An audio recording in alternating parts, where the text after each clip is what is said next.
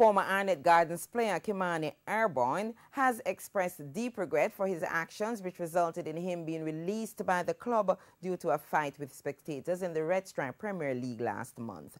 Simon Preston has that story in our Centre Circle preview this evening.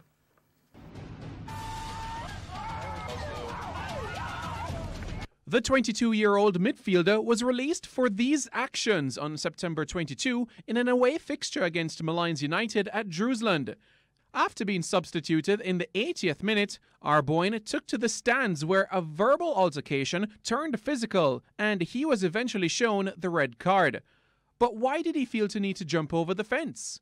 Arbourine says fans were disrespecting his late father, Carlington Emmanuel. I never saw my good me do, but honestly, my father, them talk bad about him. I love that man so much. Been here. He's an Arnett guy. He used to play for Arnett guy as well. And he's a big man in the club and thing. And really never expect nobody to talk them things about my father.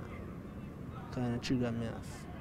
Arbourine says getting physical was never his intention. I didn't go to fight, as you can see in the video. I went there and I was talking. He must say, if me a bad man, I must say, so you a bad man, you a bad. The other guy in the white pushed me. Same time now I start retaliate. And I go for fight. Himself I come over here, so I go over there. After almost a month, he says he regrets his decision. Watch back the video and shape made my grandmother, everybody I said, and I made this because I'm not the type of person. But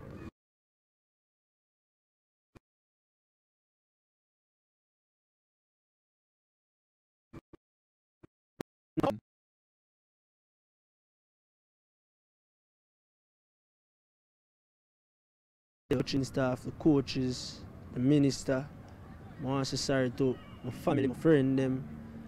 Really disappointed, you know. I think, and I know me I come back, come prove the whole country and show them the type of person really is and not what them see on the video.